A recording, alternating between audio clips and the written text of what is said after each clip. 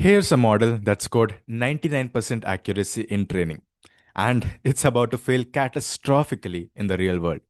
And the worst part, everything looked perfectly right up until the moment it didn't. Your machine learning model can lie to you in exactly two ways. One is obvious and easy to catch. The other is sneaky and it looks like success actually and fools people every single day, including experienced engineers as well. By the end of this video, you'll be able to spot both lies instantly, understand exactly why they happen, and know the specific tools to fix each one. This is the difference between a model that demos well and a model that you can actually ship. So let's meet the two liars. I'm going to start with one picture because it makes everything else obvious. Imagine we scatter some data points on a graph.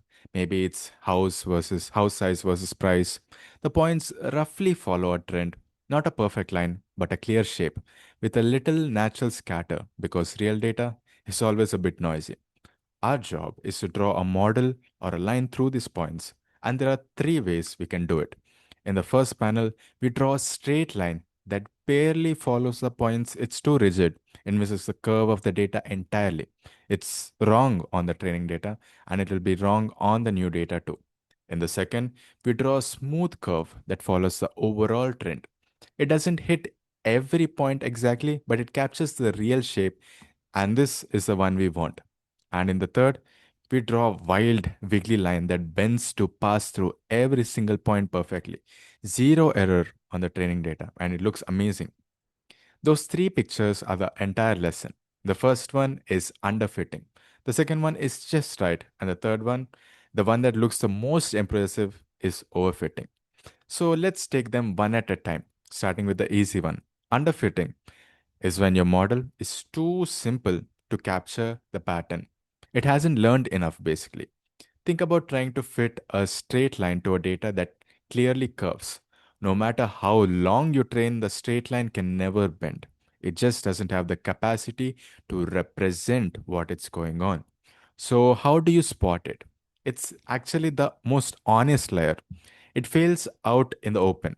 The model does badly on the training data and, of course, badly on the new test data. Both numbers are bad, and your error is high everywhere, and it just won't come down. The causes are usually simple.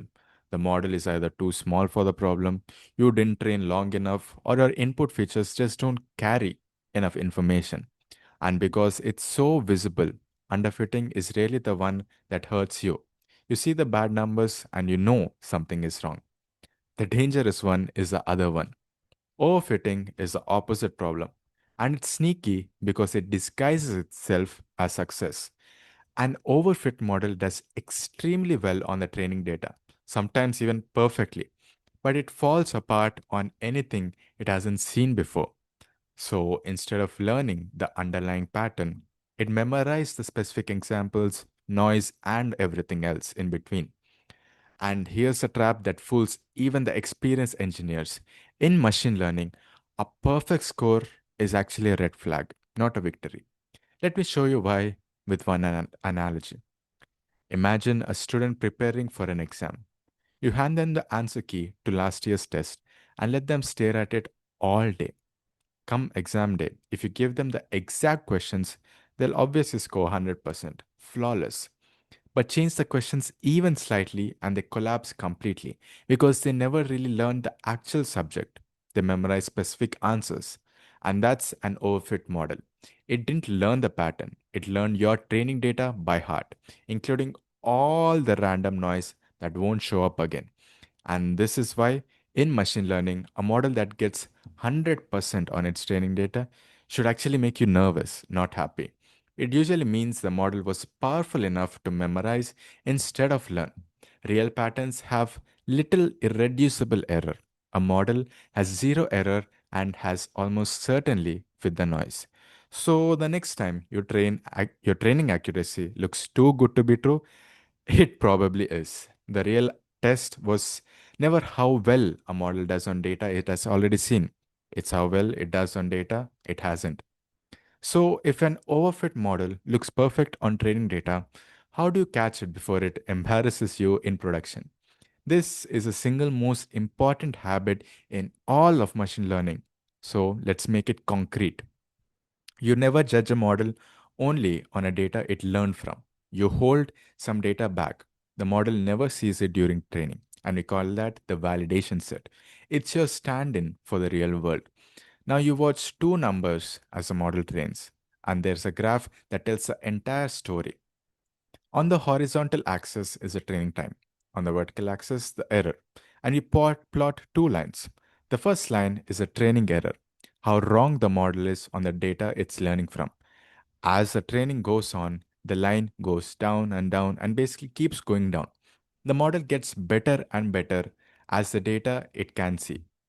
The second line is a validation error, how wrong it is on the held out data. And here's the key. At first, the line goes down too.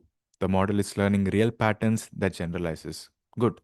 But then at some point, the validation line bottoms out and starts climbing back up.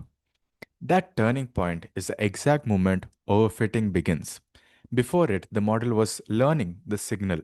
After it, the model starts memorizing the noise, getting better on training data while getting worse on everything else. And this is why you need that second line. If you only watch training error, you'll see it dropping smoothly and think everything is fine, everything is all okay. The disaster is completely invisible unless you're watching how the model does on data it hasn't seen. And that gap between a model that looks great on training and the one that actually works lives entirely in this graph. Okay, we can spot both problems now. And let's fix them. Underfitting is the easiest fix, as we have already understood, so let's clear it fast. Give the model more power, a bigger model, more layers, better features, or just train it a bit longer. If it's too simple to learn, make it less simple, and that's it. Overfitting, though, is where the real toolkit comes in.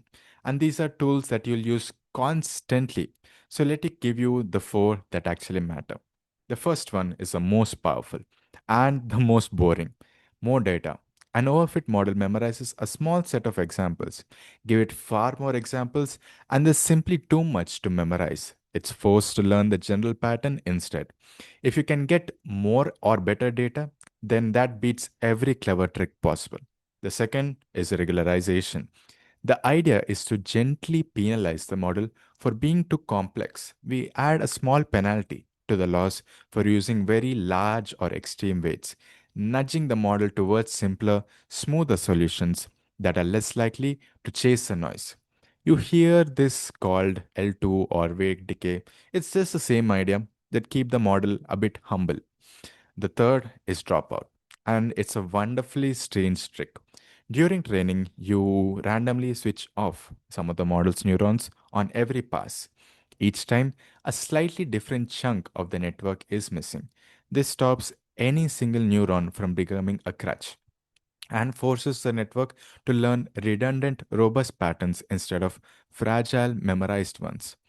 It's like making a team where everyone can cover for everyone else. And the fourth ties right back to our graph, early stopping. Remember that turning point where the validation error starts climbing? Early stopping just says stop there.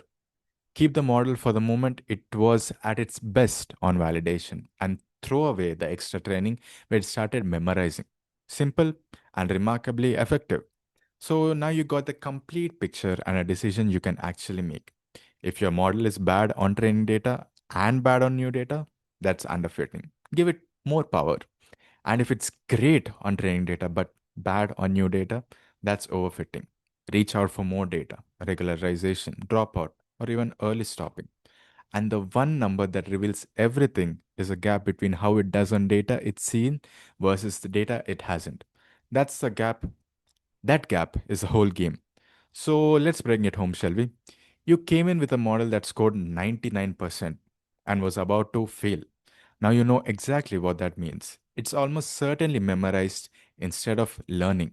And you know how you have caught it by watching the validation curve, not the training curve. So, a quick recap. Underfitting is too simple. Bad everywhere, easy to spot, fixed with a bit more power. Perfecting is too clever.